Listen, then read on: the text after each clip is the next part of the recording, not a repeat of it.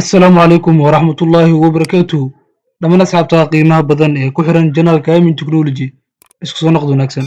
Insha Allahu tacaala maanta waxaynu bilaawi doonaa kooras cusub kaas oo ku baran doono graphic design-ka sida Photoshop-ka, Illustrator-ka, InDesign-ka. Marka horeeto waxaynu ku hormari doonaa software-ka loo yaqaano Photoshop. Photoshop markaynu dhammayno insha Allah waxaynu ku xiji doonaa Illustrator-ka. Illustrator markaynu sii dhammayno waxaynu ku xiji doonaa InDesign. Saddexda software waxaa lagu magacaabaa ama la isku dhahaa saddexdooda graphic design. Ma doonaysaa inaad noqotid graphic design? Ma doonaysaa inaad gacantaada ku samaystid wax kasta oo la xiriira graphic design-ka? Haddaba waxaa kaa qabtiri doono walaalka Aamin Technology. Kooraskan wuxuu noqon doonaa kooraskii saddexaad ee ka baxa janaalka Aamin Technology. Hore waxa ugu baxay janaalkan laba kooras oo ku kala saabsanaay web designing sida loo sameeyo website anagoon isticmaalayn HTML iyo CSS. Haddii aad doonaysid inaad noqotid qof awood u leh inuu sameeyo website-yada ugu caansan dunida, waxaad baran doontaa ama aad kaga bogan doontaa kooraskan. Khaasatan markaad soo gashid page-ka waxaad tegi doontaa qaybta lagu magacaabo playlist-iga. Waxaad kasii geli doontaa HTML iyo CSS. Sidoo kaleeto kooras kaleeto oo lagu magacaabo database-yada si loo maamulo anagoonu ku maamulayno weliba luqadda lagu magacaabo SQL. Kooraskan wuxuu noqon doonaa kooraskii saddexaad. Fadlan haddii aad nagu cusub tahay nagu soo biiro janaalka subscribe dheh aynu usoo laabano cashirkeena. Haddaba maxaan awood u yeelan doonaa inaan sameeyo markaan dhammeeyo kooraskan? Insha Allahu tacaala waxaan kaa ballan qaadi doonaa inaad awood u yeelatid inaad sameyn kartid wax kasta oo la xiriira graphic design-ka sida ID kaarada, business kaarada, loogooyinka, banneriska, billboard-ka, markup-yada, wax kasta oo la xiriira graphic design. Marka horeeto waa maxay Photoshop? Waxaynu isla dul istaagi doonaa wax yar si aynu mugdi ugu bixino su'aalooyin aad isweydiinaysiin taasoo ah marka koowaad waa maxay Photoshop? Photoshop waa software ugu caansan ee loo isticmaalo in lagu edit gareeyo sawirada laguna sameeyo loogooyinka, business kaarada, ID kaarada. Yaa aasaasay Photoshop? Photoshop waxaa aasaasay laba nin oo lagu magacaabo Thomas iyo John Knoll. Labadaas nin ayaa aasaasay. Maxay tahay sababtii u aasaaseen? Maxaa loo isticmaalaa Photoshop? Photoshop laba ujeedo ayaa loo aasaasay. Photoshop waxaa loo sameeyey ama waxaa loo isticmaalaa in lagu edit gareeyo image-yada iyo in lagu abuuro image cusub. Waxaynu isla arki doonaa interface-ka. Sidoo kaleeto interface waxaa loo yaqaanaa workspace. Workspace iyo interface waa isku mid. Markaad soo gashid Photoshop-ka qaybtan kuu soo muuqanaysa ayaa waxa lagu magacaabaa workspace ama interface. Qaybtan ugu koreyso oo ay ka mid tahay file, editing, image, layer, type, select, filter, 3D, view, window, help. Qaybtaas waa qaybta ugu muhiimsan ee laga maamulo Photoshop-ka. Waxaa lagu magacaabaa menu bar. Haddii wax kaa ciladoowaan, haddii aad soo furanaysid wax cusub, document cusub, haddaad mid horey soo furanaysid, haddaad close gareynaysid, haddaad save gareynaysid, waxaa laga maamulaa qaybta menu bar. Haddaad wax edit gareynaysid, undo, redo, copy, paste, waxaa laga maamulaa qaybta menu bar. Haddaad sawir image aad edit gareynaysid, waxaa laga maamulaa menu bar. Layerska waxaa laga maamulaa image bar. Layerska sidoo kaleeto waxaa laga maamulaa menu bar. Qaybtan waa qaybta ugu muhiimsan ee Photoshop-ka laga maamulo laga control. Qaybtan waxaa ka hooseyso qayb kaleeto lagu magacaabo option bar. Option barkan waxay la shaqeysaa toolbar. Toolbarka markaa keli ku siino waa isbedelaya sida ujeediinba. Markaa mid kale keli ku siino waa isbedelaya. Qaybta option barka markasta waxay la shaqeysaa qaybta kaleeto lagu magacaabo toolbar.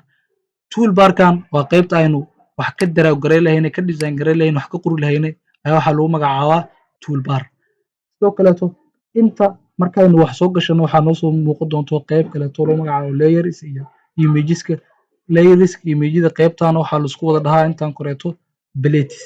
Waxaa ugu muhiimsan layerskan oo markaaynu soo gashano layer cusub inta noogu soo darsami doono kana maamuli doono iyo colorska meesha aynu color ka maamul lahaynay iyadana waxaa lagu magacaabaa plates. Interface-kan haddaan mar labaad si fudud ugu soo celiyo qaybtan ugu koreyso waxaa lagu magacaabaa menu bar. Shaqaday qabato waxaa laga maamulaa wax kasta oo la xiriira Photoshop-ka. Waxaa hoos timaado qayb kale lagu magacaabo option bar. Option barkan waxay la shaqeysaa toolbar. Toolbarkan waa meesha aynu wax ka daraaw gareyn lahayn, ka design gareyn lahayn, kana shaqadeyn lahayn, wax ka qori lahayn. Qaybtan kaleetana waxaa lagu magacaabaa plates. Afartaas qayb ayaa loo qaybiyaa Photoshop-ka: menu bar, option bar, toolbar iyo qaybtan ugu dambayso oo ah playlist. Haddaba softwarekan intaa kala soo degaya waxaa idin sameeyey telegram ma isdhibi doontiin. Telegramkan ayaa waxaan soo geli doonaa waxaanu design garaynayno imageyada ku design garayn doono haddii softwarekan iyo dokumentiyada aan u arko inay muhiim yihiin waxaan idinku soo gudbin doonaa telegramkan. Hadda softwarekan isticmaalahayna waxaa lagu magacaabaa Photoshop CC 20 waa kana waa idiin soo geliyey waa socyaa waxaa kala soo degi doontaa telegramkan. Sidoo kale waxaan idiin soo geliyey wax kastoo la design garaynayo waxay leeyihiin size ama cabirkaas oo qaybta guud haddii aad looga design garaynaysid waxay leedahay cabir khaas ah.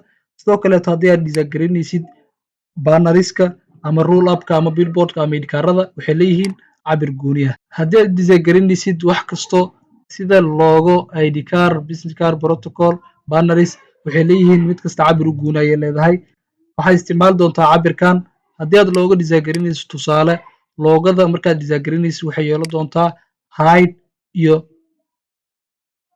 iyo width oo loo kala yaqaano joog oo saan ah ama dhererka aad dhihi kartid iyo ballac ama jiif. Sidoo kaleeto ID card markasta waxaad isticmaali doontaa cabiradan. Panel ama design kasta uu samaynayno waxaan usoo laaban doonaa cabiradan ayaan u qaadan doonaa. Cabiradan waa inoo muhiim marka waxaad kala digi doontaa cabiradan telegramka ayaan soo dhigay. Sidoo kale softwarekan isticmaalahayna telegramka ayaan soo dhigay. Waxaa ka welwelin telegramkan linkigiisa description ayaa kuu soo dhigi doonaa. Descriptionkaas la click dheh ama kala dig meeshaas halkaas noogu soo biir. Sidoo kaleetana YouTube-ka haddii aad nagu cusub tahay nagu soo biir oo subscribe noo saar. Markasta waxaynu xooga saari doonaa maadooyinka la xiriira IT-ga iyo tiknoolajiyada.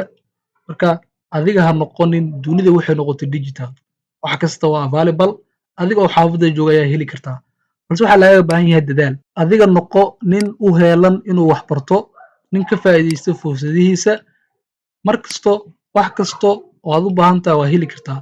Balse adiga ayaa dadaal iyo juhdi lagaaga rabaa. Asxaabi ka warrama hadduu softwareka san kaaga qarribmo kii intii yeel oo intii tago kii kale oo intii yeel oo intii imaado wixii dhamma ay isku dhex yaacaan maxaa samaynaysaa? Softwareka ayaa iska delete garaynaysaa? Maya saan markuu kaa noqdo keliya waxaad samayn doontaa ha isdhibin meeshiisa ma ku celi kartid mataqaanid maahano bilow ayaa tahay beginner fahmi kartid ha isdhibin waxaad samaysaa keliya mugga waxaan dhahnay menu bar waxaa laga controlaa Photoshopka weliba qaybtan windowga ugu muhiimsan window ayaanu tigi doonaa waxaynu kasii digi doonaa qaybtan lagu magacaabo workspace markaanu tagno waxaanu soo dhigi doonaa reset essential kelig ayaanu ku dhihi doonaa softwareka wuxuu ku noqon doonaa sidiisii horeeto haddiinu mar labaad aynu qaladno wixii aynu isku dhex yaacino waxaynu ka sixi doonaa dhahnay qaybta lagu magacaabo menu bar markaan tagno waxaanu kasii tegi doonaa window waxaanu kasii tegi doonaa workspace kadib waxaanu kasii dooran doonaa essential reset essential keli markaan ku dhahno default waa saxmi doonaa waxa ugu muhiimsan qaybtan aakhir saxtan kaaga baahan qaybtan raadkili close qaybta adjustmentiga qabo jiid aad ku dartaa qaybta kale oo kalarka markii afargeeska oo kalarka buluga soo baxo u jiidid tasmaano hadda markuu qaybtaas kalarka buluga soo wada baxo ku day waa geli doonaa qaybta kaleetana layeriska waa qaybta ugu muhiimsan marka wax soo gelino waa meeshaan ka control lahaynay qaybta ha iska xirin qaybta waa inoo muhiim ah dhahnay taasa marka insha allahu tacaala cashirkeena maanta mar rabno inuu dheeraado intaas ayaynu kusoo gabagabay doonaa fadlan haddii aad nagu cusub tahay nagu soo biiro channelka subscribe dheh waad ku mahadsan tahay daawashada muuqaalkan wassalaamu calaykum waraxmatullaahi wabarakaatu